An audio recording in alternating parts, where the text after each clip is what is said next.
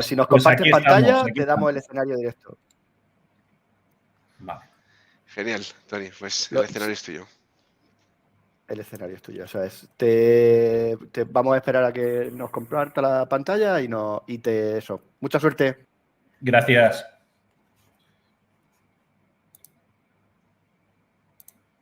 Tú comparte con tu tiempo, Tony. Tú comparte y nosotros te lo sacamos. Que te hemos ahí, hemos saltado en plan de hay que salir ya. Unos mariprisa. No te preocupes. La pantalla que nos vemos nosotros. ¿Es a la que querías compartir, Tony? Vale, espera un segundo que presento. Vale. Bien, empezamos con las preguntas. Está bien. Venga, el escenario es tuyo. Sabemos cómo termina. Muy bien. Venga, hasta luego. Bueno, pues bienvenidos a todos a esta charla de optimización de procesos en entornos Power BI. Aquí sí hablaremos bastante de Power BI, pero también hablaremos bastante de lo que hay por detrás de Power BI. Primero de todo, dar las gracias a todos los sponsors, a todos los que hacen que todo esto sea posible.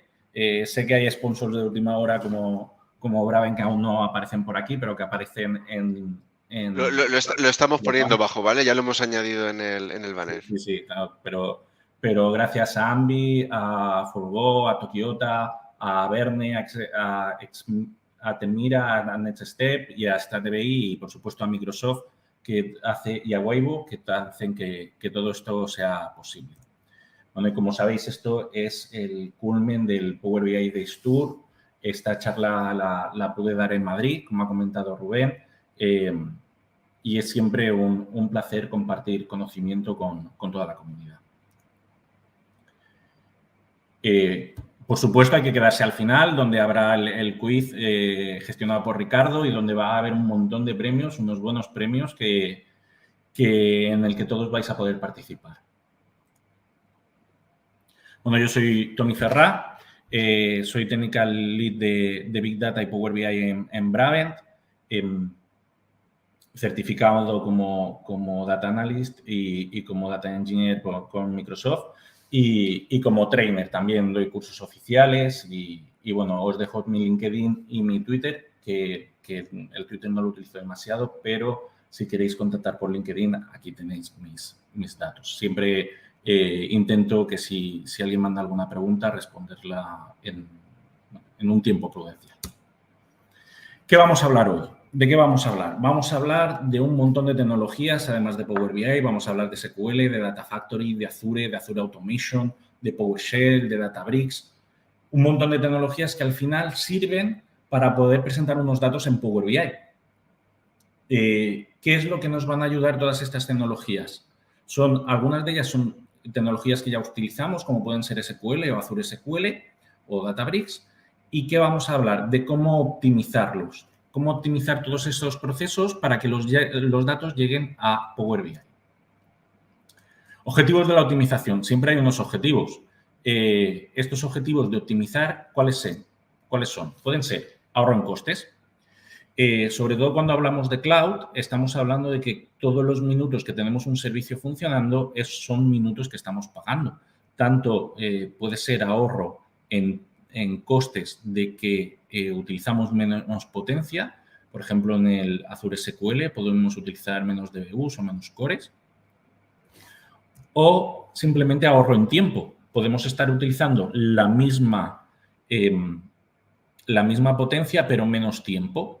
Y utilizar ese servicio de Azure o del cloud durante justo el tiempo necesario para que los procesos culminen satisfactoriamente. Este ahorro en tiempo también es un ahorro ya no monetario, sino que los datos están antes.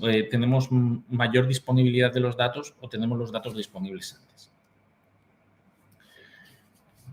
Vamos a ver el primer caso, que es cuando utilizamos un SQL, un Data Warehouse, un servicio de SQL en la nube. Muchas veces nosotros, ¿cómo trabajamos? Pues que tenemos el servicio, hacemos todos los procedimientos de ingesta y de transformación con SQL y lo refrescamos en Power BI y utilizamos schedulers. Pero esto hace que pues tengamos que dejar márgenes, pues cuando terminen todos los procesos que tengo dentro del SQL, tengo que dejar un tiempo prudencial para que esos procesos terminen y después refrescar Power BI con el scheduler. Eso no es muy óptimo. Además, podemos correr el riesgo también de no bajar la potencia de la base de datos. En el caso de Azure, las bases de datos SQL tienen una cierta potencia, que esa potencia puede escalar en segundos o en minutos, dependiendo del servicio. En este caso, os estoy enseñando una orquestación con Data Factory, donde intentamos optimizar tanto en tiempo como en costes los servicios. Primero, una base de datos SQL, en la menor de las potencias, que es la DB0, tiene un coste de unos 12 euros mensuales, si estuviera todo el rato a esa potencia. Pero si lo subimos a un cierto nivel, que puede ser un DB4 o 400 DBUs, ¿qué nos podemos encontrar? Que los costes se disparen, que los costes empiecen a hablar de 300, 400, 500 euros al mes. También estos procesos de carga de Power BI o del Data Warehouse muchas veces son procesos que se realizan en procesos nocturnos a las 2 o las 3 de la mañana, cuando ya los datos del día anterior están generados y los vas a cargar en el Data Warehouse y posteriormente en Power BI. Aquí, ¿qué vemos? Pues que la base de datos lo que hacemos es tenerla al mínimo en el mayor tiempo posible, y cuando ya han llegado los datos y vamos a procesar esos datos, hacemos un upgrade de DTUs, subimos las DTUs, pasamos del mínimo a 400, 600 DTUs con los costes que sean, realizamos los procesos de copia de datos y procedimientos almacenados que se tengan, y también lanzamos un refresco de Power BI, aprovechando la funcionalidad que nos da la API. Ahora veremos qué es este webhook y cómo podemos utilizarlo para subir o bajar las DTUs de la base de datos o forzar un refresco de Power BI.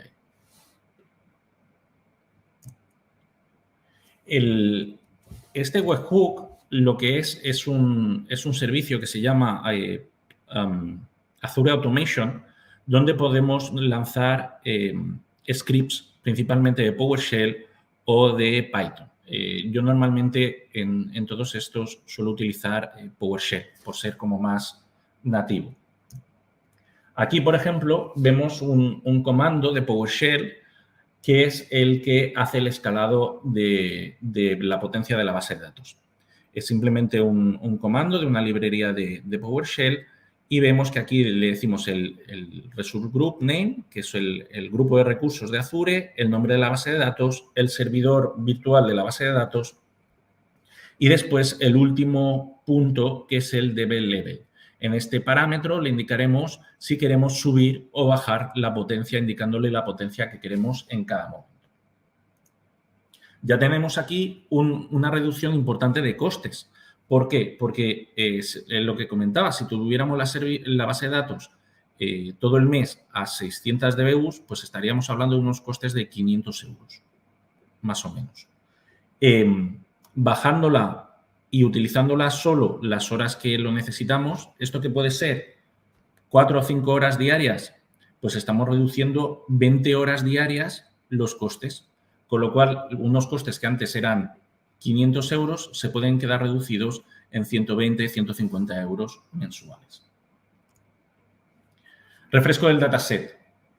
Como he dicho, para que no tengamos que esperar un scheduled refresh del dataset, un refresh programado, podemos utilizar la propia API de Power BI para forzar ese refresco. Además, PowerShell nos proporciona librerías ya preparadas para hacer esos refrescos de Power BI. Como veis, ya hay funciones para conectar al servicio de Power BI y para invocar métodos para forzar un refresco. Además, podemos mantenernos en este while. Lo que hacemos es esperar que el refresco se haya terminado para el siguiente paso. ¿Cuál era el siguiente paso? Si me dejáis volver atrás en las diapositivas, veréis que el siguiente paso era bajar las DTUs.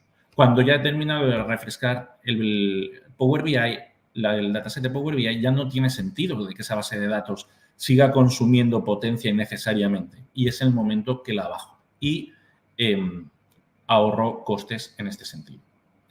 Pero además, nos puede pasar que si utilizamos Power BI Premium, ya sea Premium Capacity o Premium Per User, tenemos el famoso XML Endpoint que nos va a permitir acceder a nuestro dataset ya no como por la API de Power BI, sino como un servicio de Analysis Services.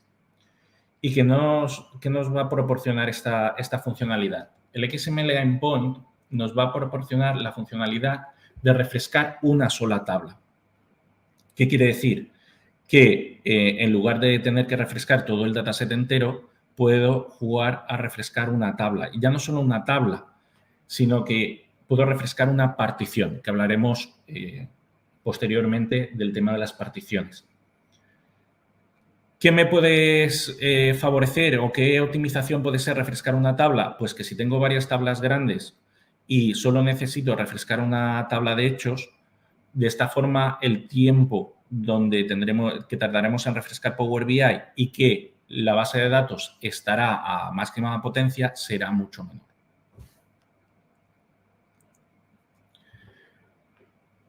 ¿Qué diferencia hay? Estas dos peticiones, como veis, son dos peticiones, tanto refresco de tabla, este es un comando de PowerShell que ya nos viene para procesar la tabla, y esto es un comando también de PowerShell que hace mandar un comando TMSL.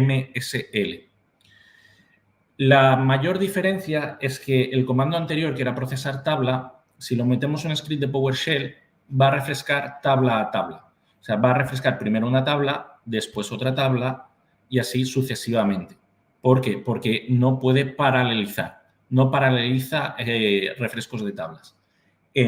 Mandándole el refresco por un comando TMSL, podemos refrescar varias tablas en paralelo. Aquí, por ejemplo, vemos este JSON que le decimos que vamos a refrescar solo los datos y que vamos a refrescar dos tablas, la Customer y la Sales. De esta forma, lanzará ese refresco de esas dos tablas en paralelo.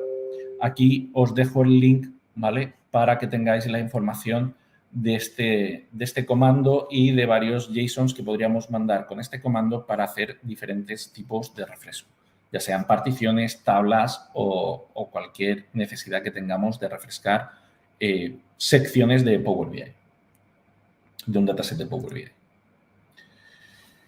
Después, en el término de optimización, como hemos visto, hemos hablado de que tenemos un SQL.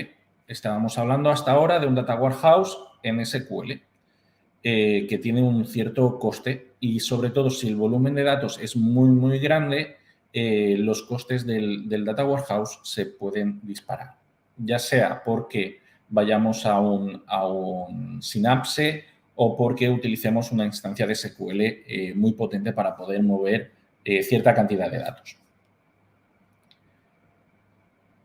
Esto ha evolucionado, encontramos nuevos paradigmas de gestión de modelos de datos, sobre todo de grandes volúmenes de datos, comúnmente llamado Big Data, pero aquí vamos a acercarnos más a comparar las diferentes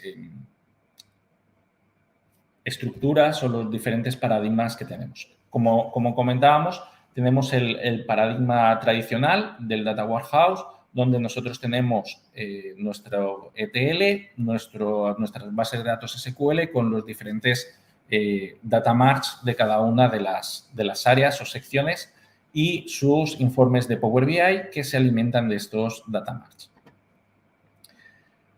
Cuando entramos en el mundo del Data Lake, ¿qué estamos hablando? De que ya no estamos solo hablando de datos estructurados, ya no estamos hablando solo de datos, sino que estamos hablando de tablas, sino que estamos hablando de otros tipos de datos, ya sean pues hasta audios, fotografías, ficheros, datos de texto, lo que sea, ¿vale? Mensajes en streaming.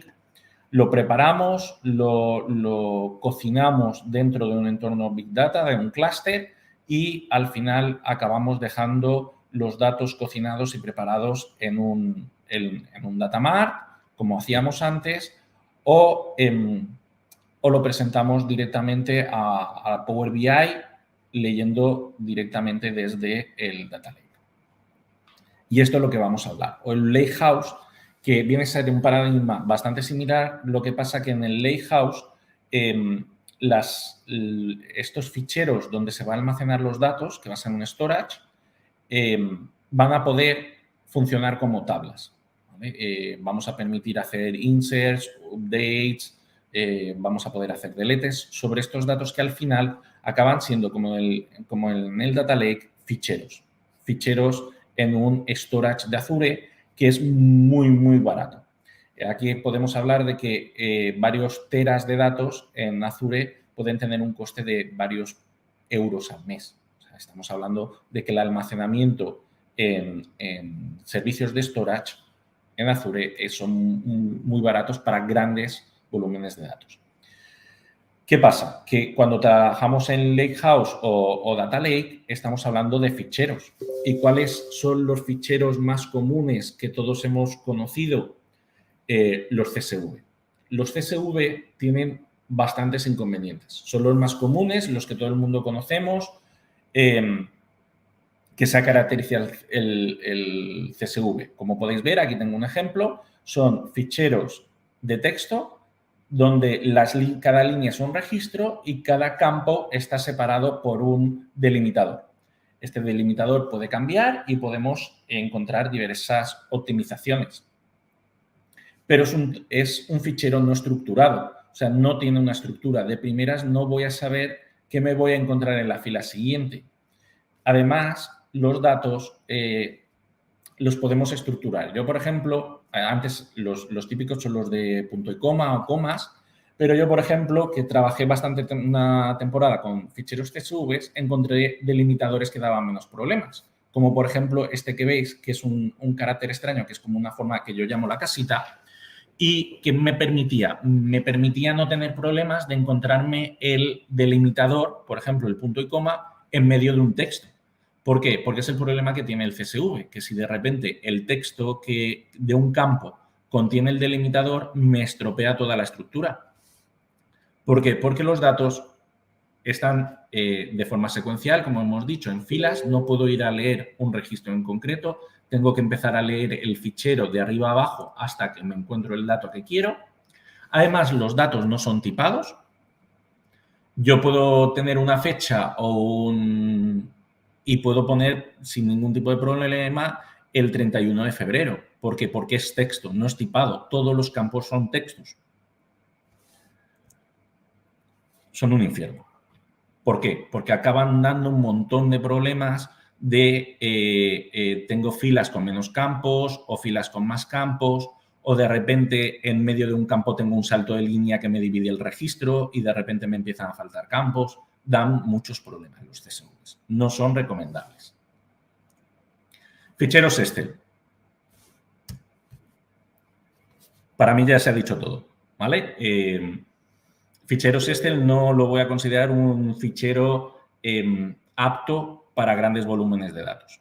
Ficheros Excel tienen muchas limitaciones, además de que el número de filas, aunque haya crecido mucho, está limitado, da muchísimos problemas. O sea, cuando tenemos que leer muchos ficheros Excel, vamos a tener problemas porque, además, no suelen estar creados automáticamente, sino que son ficheros hechos a mano y da muchos problemas. Vamos a ver otro tipo de ficheros. Estos sí que ya son ficheros más comunes en entornos Big Data.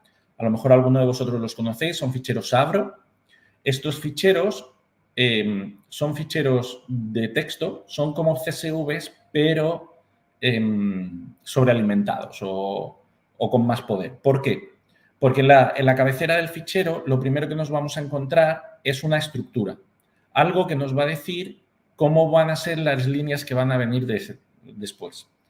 Además, esas líneas vienen en bloques, con lo cual ya tenemos estructura, tenemos que sabemos qué campos nos va a venir en cada registro. Además, va a ser tipado, porque en esa estructura se nos va a decir que es una fecha y cuando se genere el fichero, si intentamos incluir el 31 de febrero o el 40 de marzo, nos va a dar un error al generar el fichero. Ya no va a permitir que el campo no esté bien. Al ser un fichero de texto, es secuencial, ¿vale? ¿Cómo consigue este estructurado? Que no, pues el separador es un separador binario que no puede estar en un texto de un campo. Con lo cual ya no nos va a dar el problema pues, de saltos de línea. ¿Por qué? Porque un campo va a poder contener saltos de línea. Además, admite compresión, admite una cierta compresión. No necesita máquina virtual de Java para crearse, porque hay algunos de los ficheros en entornos Big Data que necesitan una máquina virtual de Java para poder crearse. Pero Power BI no lo lee directamente. Power BI en sus fuentes de datos de origen no está en los ficheros SAP. Con lo cual, pena para todos porque parecía una muy buena opción. Otro tipo de ficheros son los ficheros Parquet. Estos ficheros, aunque suenen a marca de material de construcción, son ficheros que van a ser ficheros estructurados porque van a tener un esquema, como veis, un esquema y metadata. Además, son ficheros donde los datos van a estar almacenados de forma columnar, ¿vale? Como podéis ver, por nombre, edad, género, ¿vale? Van a ser, primero, ya va a estar dirigido como a un entorno de datos por esa optimización de ser columnar. Va a ser tipado, o sea, no vamos a poder poner campos incorrectos. Como he dicho, es columnar. Además, va a tener un diccionario interno, con lo cual vamos a poder, entre comillas, buscar registros directamente sin tener que leer secuencialmente todo el fichero. Admite bastante compresión, comprime bastante los datos. Y tiene lectura directa con Power BI. ¿Qué significa esto? Que dentro de las fuentes de datos es capaz de leer ficheros Parquet. Además, podemos decirle que lea una carpeta entera de ficheros Parquet, igual que hacemos con CSVs o que hacemos con Excels o con otros tipos de ficheros o JSONs que estén metidos dentro de una carpeta. Incluso una carpeta que esté directamente en un storage de Azure, en un generación 2 o en un generación 1 sin ningún tipo de problema. Con lo cual, puede ser muy buena solución a esta opción que os decía de no tener un Data Warehouse. ¿Por qué? Porque ese Data Warehouse pueden ser directamente ficheros almacenados en un storage en formato Parquet. Y si son muchos datos, pues no es problema. ¿Por qué? Porque podemos leer esos datos o podemos trabajar esos datos con, por ejemplo, Databricks, que he comentado antes, o con Spark, para poder segmentar y poder agrupar esos datos según nuestras necesidades. ¿Vale? Además de poder utilizar ficheros, estos ficheros son compatibles con otras optimizaciones de Power BI, como pueden ser el tener particiones o cargas incrementales. En la carga incremental en la carga incremental que tiene Power BI Desktop, que se configura en Power BI Desktop y que se ejecuta en el Services, hay unas ciertas limitaciones y que te dicen que esa fuente de datos tiene que ser una fuente de datos SQL. Porque al final lo que hace él es gestionar esas particiones y crear código SQL para cada una de las particiones.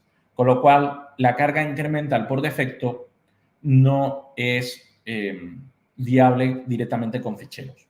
Pero sí podemos realizar esa carga incremental, lo que hace es realizar particiones dentro de las tablas, que ahora veremos lo que son.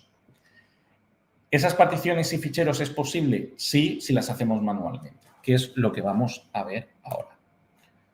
Si os parece, cierro esto y me permitís cerrar el Telegram. Yo aquí tengo un dataset, como veis, aquí no vamos a hablar mucho de DAX, no vamos a hablar mucho de modelado, ¿vale? Vamos a hablar de lo que hay por detrás del modelado. Tenemos una tabla de hechos, 3 tablas de dimensión, un modelo de libro, ¿vale? ¿Qué nos vamos a centrar? Nos vamos a centrar en la tabla de hechos. En la tabla de hechos, no sé si lo conocéis, hay una opción de crear una carga incremental de esta tabla de hechos, que no se tenga que cargar completamente toda la tabla de hechos todos los días cuando refresquemos. ¿Por qué? Porque ahora, por ejemplo, tenemos datos históricos de 2018 hasta hoy y los datos de antes de ayer no han cambiado. O sea, figúrate los de 2018, 2019 y los años anteriores. ¿Por qué tengo que cargar todos esos datos que son tiempo de la base de datos y tiempo de recarga de Power BI cuando no es necesario? Podemos utilizar la carga incremental de Power BI. ¿Cómo funciona esta carga incremental? Lo primero que hay que hacer es crear dos parámetros, aquí en administrar parámetros, 2 parámetros que son range start y range end. No pueden tener otro nombre. Tiene que ser este y además os aconsejo que tenga este formato con la R y la S mayúscula y tienen que ser de tipo fecha y hora. No basta que sea fecha. Si es solo fecha, no lo va a detectar. Con lo cual tienen que ser del campo fecha y hora. Con lo cual, cuando filtréis, también tenéis que tenerlo en cuenta. Que cuando filtremos, le vamos a decir que la columna de, por ejemplo, order date es anterior igual al range end y posterior al range start. Otra cosa que tenemos que tener en cuenta es que el igual solo puede estar en uno de los dos, no puede estar en los dos. ¿Por qué? Porque si no, nos va a crear solapes entre las particiones. Siempre tiene que ser o posterior igual y después anterior, o anterior igual y solo posterior, ¿vale?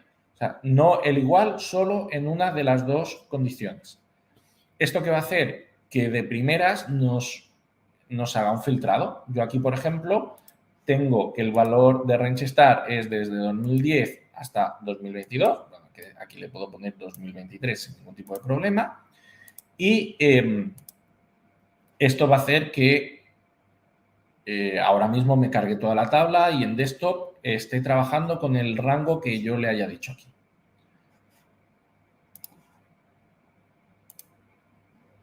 No quiero aplicar los cambios ahora.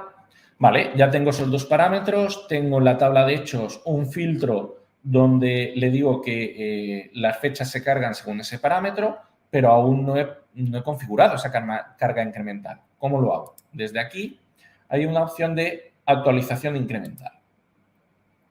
Aquí me va a preguntar la tabla y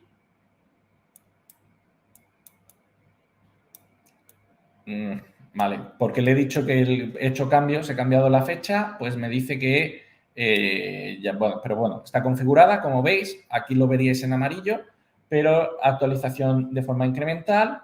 Además, le decimos que guarde el último año, pero que en cada actualización solo me actualice los 4 últimos días.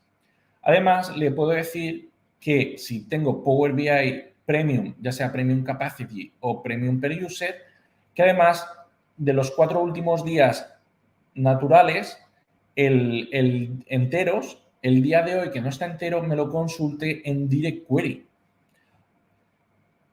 Esto, si lo vemos, ¿vale?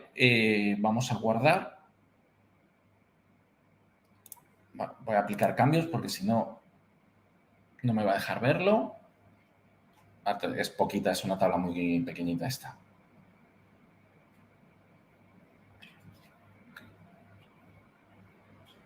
No está cargando, no ha dado un error, no ha habido efecto demo por ahora. ¿vale? Y ahora sí, si vemos aquí actualización incremental, ahora sí lo vemos marcado, pero vemos exactamente lo mismo. Y vemos incluso que en la parte de abajo vemos un pequeño gráfico que nos dice lo que hay. Va a haber un año antes de la fecha de actualización archivado, 4 días antes de la fecha de actualización hasta la fecha de actualización, que es ayer, si os fijáis, 16, hoy es 17, va a estar en actualización incremental y los datos de hoy en tiempo real. Perfecto. Lo cierro. Voy a hacer una cosa, como ya lo he publicado, voy a guardar como y le voy a llamar incremental 2. No me voy a complicar la vida. Guardo, publico y ahora nos vamos a ir a nuestro tabular editor a ver cositas. Vale, ya está publicado. Me voy a Power BI y si miro aquí, tengo mi modelo incremental 2. Perfecto.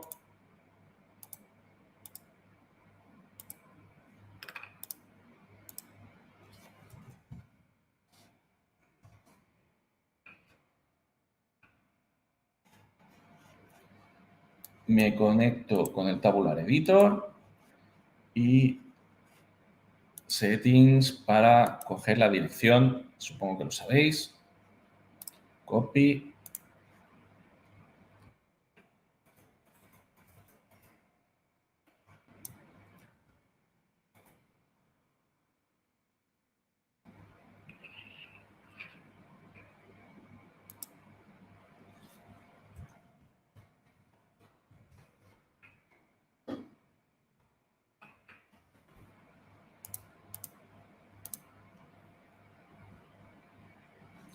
Bueno, ya me he conectado con Tabular Editor directamente al modelo que está aquí publicado y si voy a tablas, me voy a la tabla de hechos y voy a la partición y me encuentro una sola partición con el código que ya había. ¿Cómo es posible? Pues porque no he refrescado ninguna vez. Hasta que no haga un primer refresco, no va a cambiar las tablas. No va a cambiar las particiones.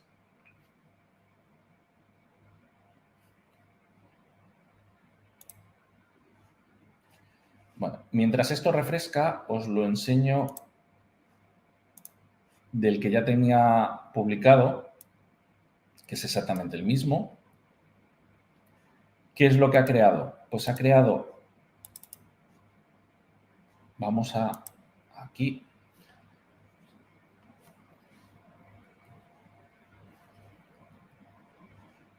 Vale. Como veis, aquí ha creado un montón de particiones por el año, ¿vale?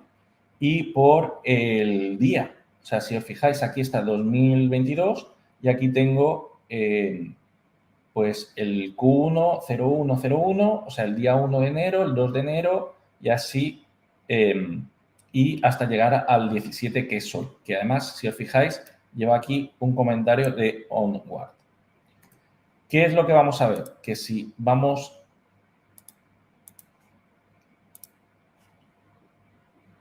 Vale, aquí se ve. Si selecciono cualquiera de estas particiones,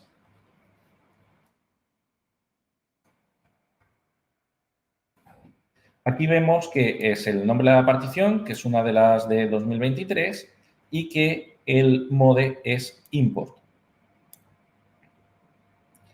Con lo cual, cuando necesite refrescar, va a refrescar las particiones que necesite refrescar y cuando tenga un mes entero los irá compactando e irá compactando las particiones de forma automática. Como veis, todo esto no lo hemos tenido que generar nosotros, lo ha generado directamente Power BI. Si vamos a la partición, la que pone onward, veremos que aquí lo que pone es directory. Y esta es aquella partición que va a consultar solo los datos de hoy y que irá en direct query a la base de datos a publicar. ¿Esto es compatible con ficheros? Pues el direct query no. El direct query no es compatible con ficheros. Todos los ficheros se tienen que cargar en modo import, pero sí podemos tener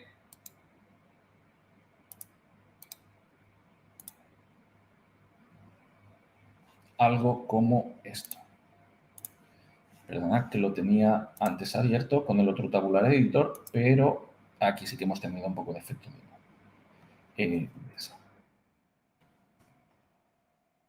Vamos a coger aquí el área de trabajo, Premium, copiamos el área de trabajo y la abrimos en esta nueva instancia de Power BI.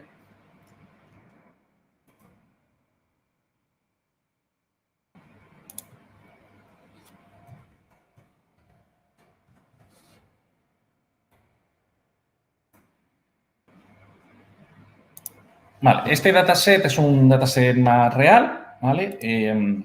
Son datos de reservas y aquí, como veis, tenemos una tabla bastante importante con un montón de campos y vamos a ver las particiones. Estas particiones se han creado a mano. Si vamos aquí, veréis que hay varias particiones que van por año. Por ejemplo, aquí hay 3 de 2021, 3 de 2020, 3 de 2019 y 3 de 2018. Y estas son 3 de 2022 y una de presupuestos. Estas particiones, aquí sí que podemos ver el código de Power Query. Y si os fijáis, lo único que cambiarán es el fichero, el nombre del fichero. Con lo cual, si me voy, por ejemplo, a la OTB 2021, como veis, lo único que ha cambiado es el nombre del fichero. Y si me voy aquí, es el nombre del fichero también. Además, esto parece que es el nombre del fichero, pero realmente es el nombre de una carpeta. Si nos vamos por aquí, veréis que está todo el proceso automático que hace Power Query de leer todos los ficheros que hay dentro de la carpeta. Además, lee todos los ficheros .parquet. Yo quiero crear una partición nueva para crear, por ejemplo, 2023. ¿Cómo lo puedo hacer? Simplemente duplicar la partición. Ya me ha creado la copia. Le cambio el nombre, 2023, y le cambio el nombre del fichero, 2023. Le doy a guardar y ya podría recargar esta partición. ¿Cómo puedo recargar esta partición? Pues de dos maneras. Una, como ya hemos comentado, a través de comandos de la API de Power BI, que desarrollando pues, en PowerShell o en cualquier lenguaje. Tony, 3 minutillos quedan. Vale, empiezo a correr. Bueno, os enseño. No mueras ahora. Advanced Scripting. Lo tenía justamente en el otro.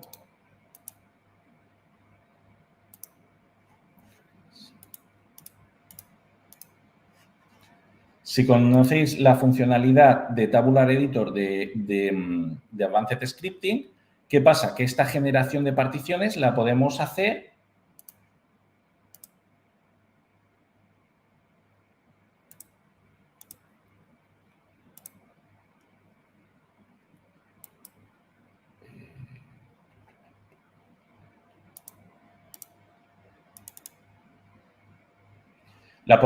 con scripts. Si no, o sea, generar esas particiones lo podemos hacer con un script.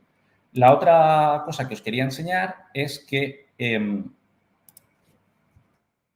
desde el Management Studio, conectándonos al servicio del XML Endpoint de Power BI, vamos a poder ver la base de datos que hay, los modelos, modelo incremental, las tablas, donde podríamos directamente procesar una tabla o podemos ver las particiones y bueno, en este no es el caso, pero podríamos coger y refrescar unas ciertas particiones dándole a procesar y haciendo un process full para que recargue las particiones enteras. Rápidamente, esto es lo que os quería comentar. Como veis, aquí hay muchas posibilidades. Además, hay optimizaciones que se pueden hacer en DirectQuery y como no quiero pasarme el tiempo porque mis compañeros puedan empezar bien y a gusto, si hay alguna pregunta que queréis hacer o comentar, Rubén, lo que tú me digas.